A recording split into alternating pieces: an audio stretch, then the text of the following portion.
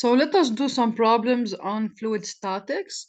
In the following figure, we have a sensor is reading 1.5 kilopascal gauge. If you remember, when we talked about gauge pressure, the gauge pressure has a reference, the atmospheric pressure. So we put the reference of pressure on the atmospheric level, and then zero gauge is, this means that the pressure is equal to P atmospheric. So if it reads 1.5 kilopascal, this means that P absolute is equal to P atmospheric plus 1.5 kilopascal. And the atmospheric pressure is equal nearly to 101 kilopascal. Okay, so P atmospheric is 101 kilopascal. Now you can express all your pressure or all your pressure in gauge or all your pressure in absolute. Okay, so whenever you apply the rule we have seen last time together, when you move from one point to the other, or if you express PA as gauge, you will obtain PC as gauge. The question here is to determine the elevation Z in meters of the liquid levels in the open piezometer tubes B and C. So what we need to know is, due to this condition imposed, so we have here PA is imposed. PA is equal to 1.5 kilopascal.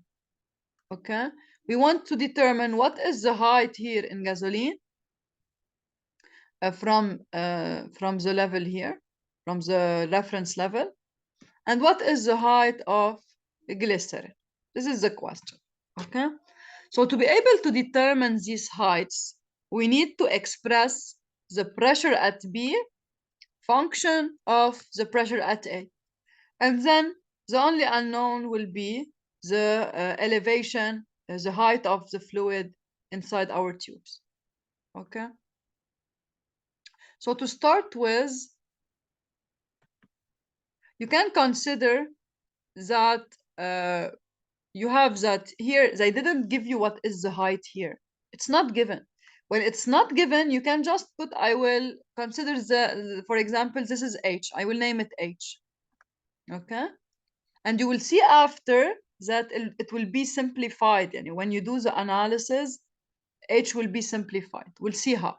So we don't know H, that's why we'll name it H. And what we are interested in is to find the elevation here, the elevation of fluid in piezometer B. So we want to find Z of B.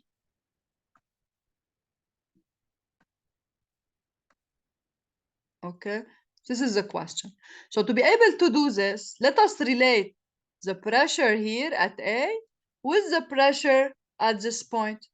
Okay, so if we start from A, this is PA. Okay, first we should move downward in air. When you move downward, the pressure will increase. So as we have seen last time, to get the pressure at this level here, what should we do? Until here you have PA plus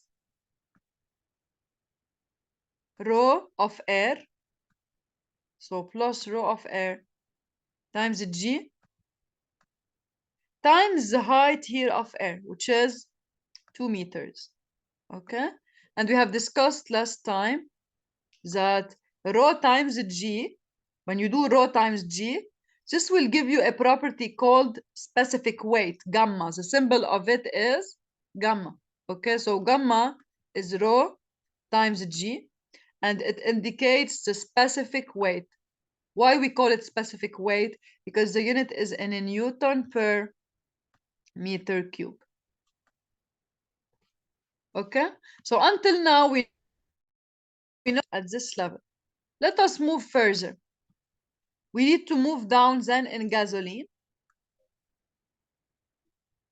Okay, now as we mentioned, we don't know, we have unknown heights here. We have heights that are unknown.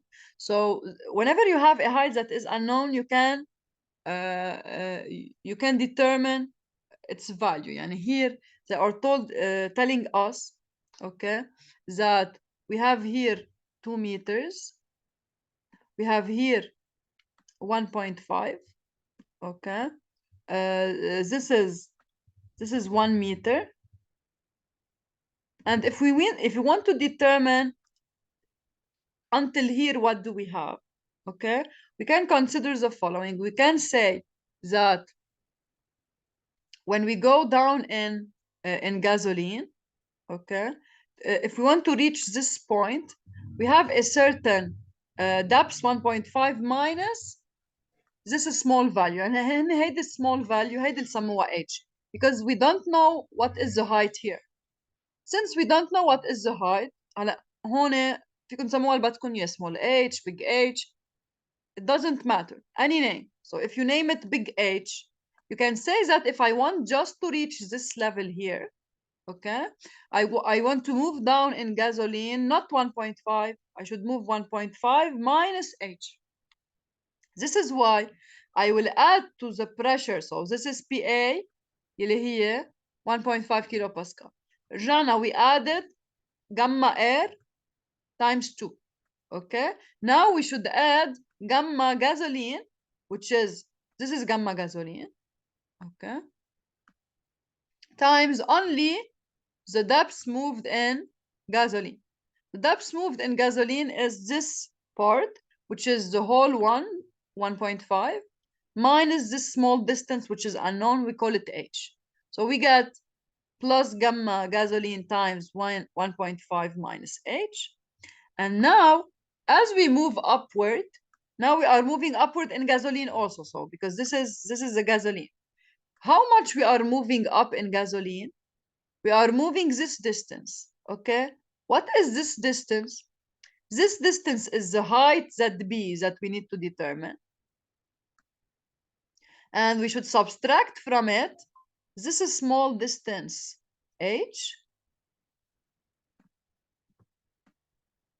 and this distance, which is 1. Okay, so we get then that once we reach this level, okay, but please pay attention, since you are moving upward now in gasoline, the pressure will be reduced. So you don't do plus, you do minus gamma gasoline times this height, which is ZB minus H minus 1.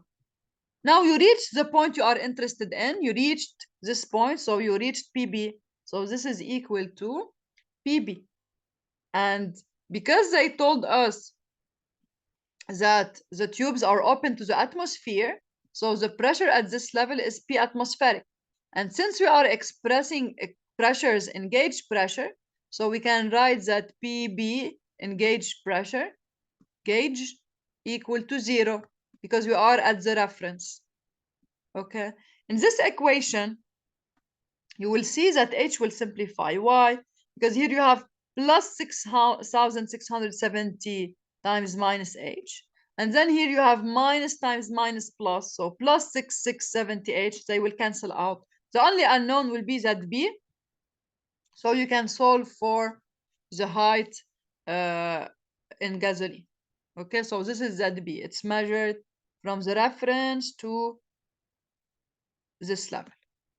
Okay, is it clear how we calculated Z of B? Any question on this? Same procedure now to calculate Z of C.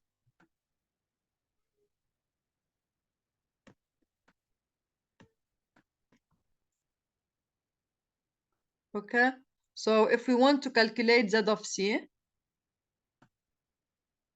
we move also from A. We move in A first. From A, we do plus P plus gamma air times 2 plus gamma gasoline times 1.5. Now here we should pay attention. First in glycerin, first we move downward distance H. Okay, sorry, we move down كمان هاد distance اللي ما بنعرفها. So we can name it this one if you want small h, or they called it here small y. So this distance is small y. Okay, since we move the small y in downward in glycerin, then we should do plus gamma glycerin. So this is gamma glycerin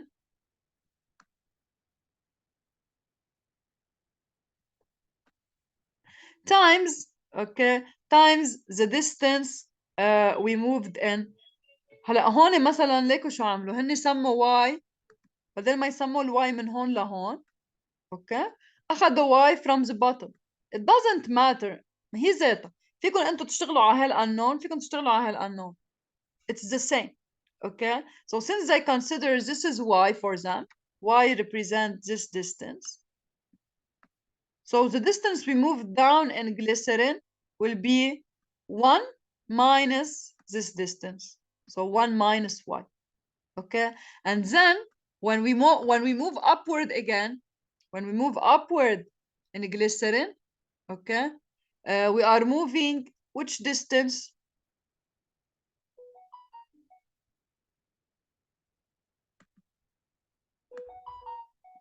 We are moving minus 4. ما بعرف ليش ما عم بيعلم الهيدا. Yes, we are moving z of c, big Z of c, minus small y. So y also here will cancel out, and the only unknown will be z of c, because Pc is equal to the atmospheric pressure, so it's equal to 0 gauge. And then we can get the value of Zc. Okay? Any question on this problem? سوري بس الجي والرو Yes. احنا بنعمل جيبون. نحن الجي والرو بيعطونا اياهم، او بيكون معنا تيبلز. يعني عاده هن بالفلويد بروبلمز عاده بيعتبروا انه نحن معنا تيبلز وبنجيبهم، بس اكيد بالاكزام هن بيعطوكم اياهم. الجي بتاخذها 10 او 9.81، بينما رو will be given.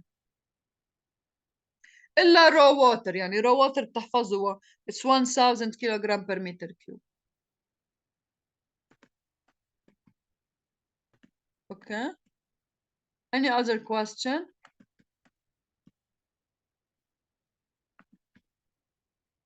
Okay,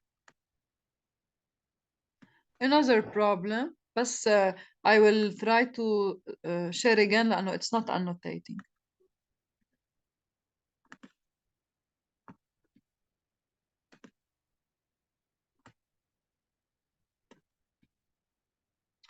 Okay, I don't, it's fine. In the following figure, the tank miscible oil at 20 degrees. What is H in centimeters if the density of the oil is 898 kilogram per meter cube? Okay, so in this problem, we need to determine an unknown height. Okay, and to do this, always, whenever you have such question, try to relate pressure at two known points. And here, for example, you know that the pressure here at this point is atmospherical pressure, and the pressure at this point is also atmospheric. So if we move from this point to this one, okay, we can get a relation for H. Because first, when we started from here, we have P atmospheric. Now we move downward in oil, okay? Since we are moving downward in oil, then we have to increase the pressure. And we do plus rho oil times G times the height we move downward, which is H plus 0.12, okay? And after this, you have water, okay? If you consider that because it's water, yani at the interface now you started with water, since you are in the same liquid, you can move if you want in horizontally without any change in pressure. And the pressure at this level is equal to the pressure at this level because you are moving in the same fluid, okay? And now once you reach this point, you can say I have water and I should move upward in water. Which distance? It's a 12 plus 6. يعني the pressure will decrease. So you do minus rho of water. هلا نحن فينا ناخذ rho 1000 بس here يعني إذا بناخدها على القد at 20 degrees it's 998. Okay, but in general, as I told you, they will give it to you, and if they don't give it, take raw water to be 1000. Okay, so now you move up in water, the pressure will decrease, minus raw water times G times the height, which is 12 plus 6, 18 centimeter, yani 0.18 meters. Okay, in this equation, the only unknown is H, the height H. So you can get the value of H. Any question on this?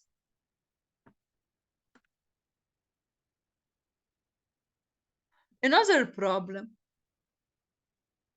If I give you the following figure, I tell you you have different containers, okay, of different geometry shape, but what is common between the three is the height of fluid for the three, okay?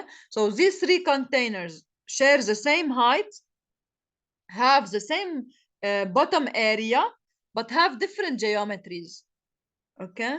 If I ask you to compare the forces, the forces اللي هن جايين من البريشر, the pressure forces of fluids A, B, C on the surface, what can you say?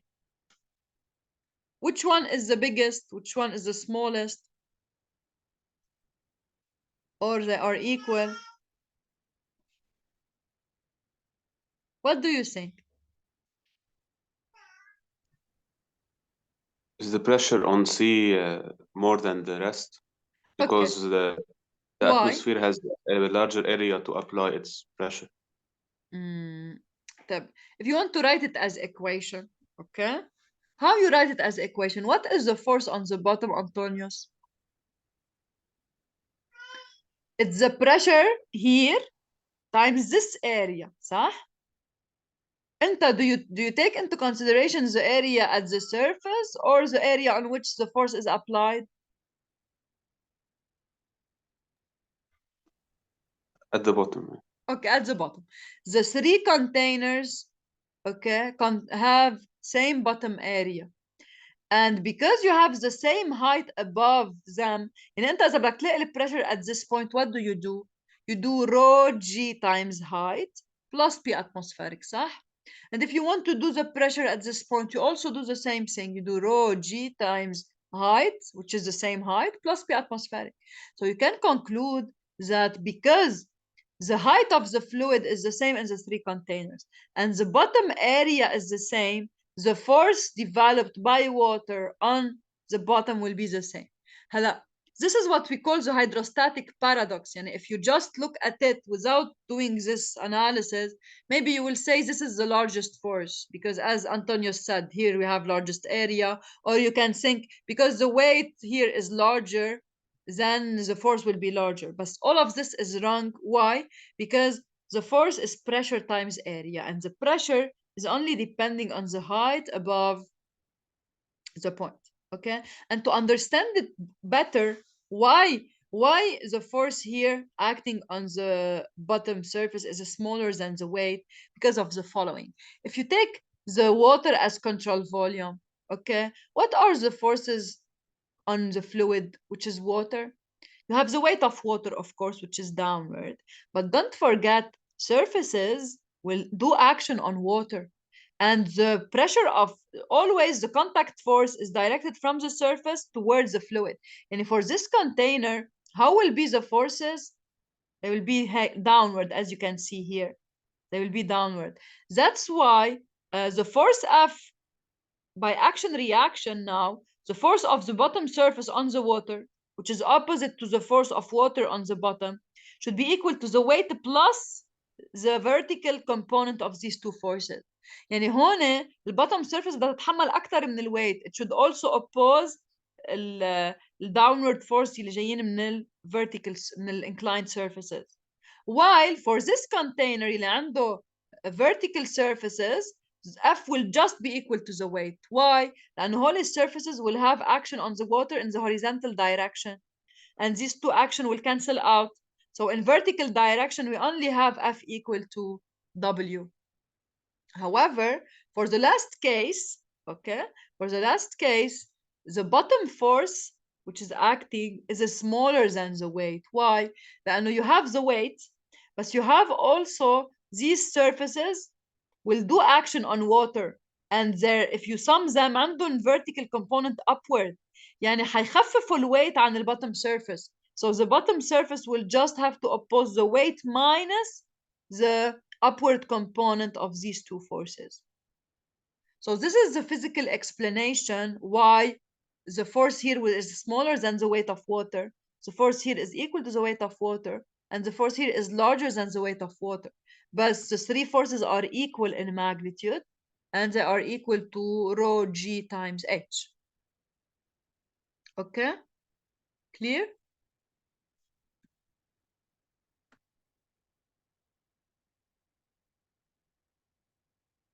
Okay. Before doing this problem for you, I will introduce to you a concept that you already know. Okay, it's a very simple concept, and it's in the last slide of the presentation I did it for you last time. So let us go over it, then we do this problem. Okay, I think you have already considered buoyancy forces. So if you have an object that is immersed in, let's say it's immersed in a fluid, in water, okay? What will happen then? The water will do on it an upward force. This force is called buoyancy force. Now, the buoyancy force can be smaller than the weight, larger than the weight, okay? Or, and this depends on the density of the fluid. We'll discuss the different possible cases now. انتوا بتعرفوا if you have some objects, okay? يعني let's say you have a ball and you put it in water. You have several possible scenarios. Scenario number one, okay? So the ball will move downward until reaching a certain surface. So this is the first possibility. The second possibility, okay? The ball will remain in the same position you put it. It will not move in your water. And the third possibility, the ball will move upward, okay, until you have a certain part of the ball outside of water. This is case 3. Can you tell me how to know in which case we are? What should we compare? The buoyancy force. اوكي بس هي البوينسي فورس تتذكروا كيف بنجيبها؟ What is by definition the buoyancy force? انتوا اخدينها بالسكول نو؟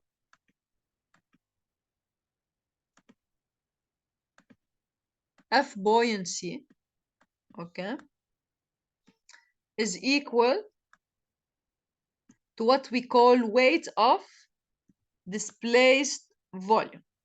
هنشوف هلا سوا شو يعني displaced volume. Okay. نحن بسيناريو 1, if we put the ball inside water and it will move down, this means that the weight W is larger than the buoyancy force. Okay, and the buoyancy force is, if you want, as the name indicates, weight of displaced volume. يعني نحن مش حطينا ball. This ball will take place of water. It will take a certain volume of water. What is the volume of water it will take? Because here it's completely immersed, okay? Then we can say that in scenario 1, the displaced volume is equal to the volume of the ball. Is equal to volume of ball. Okay? So now if I want to do the comparison, the weight is equal to mass of the ball times G. And mass of the ball can be written as rho of the ball times volume of the ball times G. Okay, while what is the weight of displaced volume, which is a buoyancy force? The difference is in the density. I consider rho of the fluid. Whenever I consider the buoyancy force, I need the rho of the fluid, not rho of the object. And I multiply by the displaced volume. Here in scenario 1, the displaced volume is equal to the volume of the ball. So I just write V ball times G. So what is the condition for the ball to move downward? To move downward, the weight of the ball, okay? So scenario 1 will take place if the weight of the ball is larger than the buoyancy force on the ball, okay? So if I put the condition, this means that rho ball times volume ball times G should be larger than rho fluid times volume of the ball times G. And now what will happen is that G will cancel out. The volume of the ball will cancel out. So what is the condition for the ball to move downward? Rho of the ball. Sorry.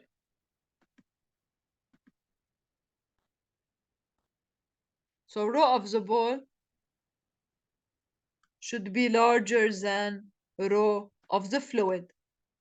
اوكي من هيك اذا بتحطوا طابة حديد بالماء بتغرق، بينما اذا بتحطوا هول الطابات اللي بيلعبوا فيهم الاولاد الصغار بيفوشوا لانه بيكون الرو لهم اقل من رو of water. Okay, so this is condition for the first scenario. Second scenario, if the ball should remain in mid water, يعني مطرح ما حطيتها it will not move, then it should be in equilibrium. To be in equilibrium, the buoyancy force should be able to opposite the weight of the ball. Okay, so I should have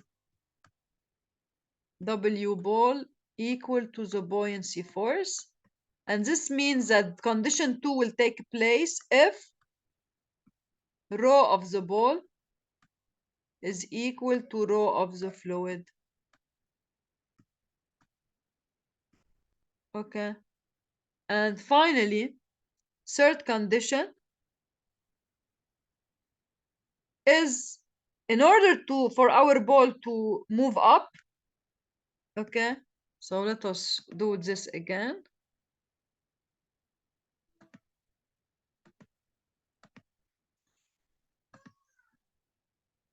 This is the ball. Okay, since it moved upward, this means that the buoyancy was larger than the weight. يعني نحن حطيناها in water first. Okay, but because the buoyancy force was larger than the weight, then the ball will be displaced upward until what? انتوا بتعرفوا when it will start to when it will reach the surface. Okay, بدها تبلش تطلع شو بيصير؟ The immersed volume will be reduced. So this is now displaced volume, V displaced, will be smaller than the volume of the ball. Okay, and how to know at what time it will stop to move upward؟ يعني أي متى بتوقف تمشي لفوق؟ شو الcondition to stop moving up؟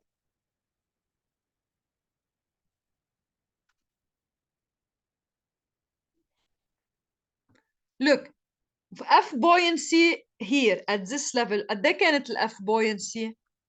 كانت rho fluid times the whole volume of the ball times G. كانت أكبر من الويت. It was larger than the weight, which is rho ball times V ball times G. Why? Because the density of the fluid is larger than the density of the ball.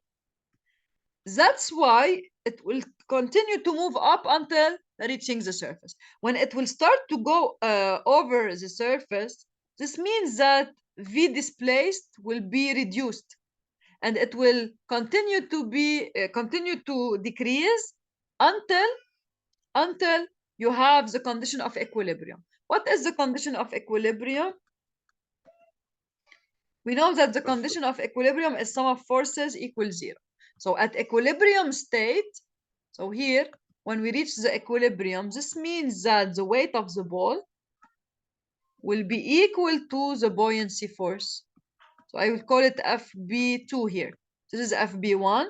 FB1 was larger than the weight, but FB2 is smaller than FB1 is equal to the weight. Why it's smaller? Because now the volume displaced is smaller. So if I want to calculate what is the value of the displaced volume at equilibrium, I can say that at equilibrium, the weight, which is rho of the ball times V of the ball times G, is equal to rho of fluid times the displaced volume, or we call it also immersed volume because it's in water, okay, times G. G will cancel out. So we can say that V immersed is equal to rho B VB over rho fluid. And of course, since rho ball over rho fluid is smaller than 1, V immersed will be smaller than the volume of the ball. Okay, so these are the 3 possible scenarios in case you have an object immersed in a fluid. Any question on this?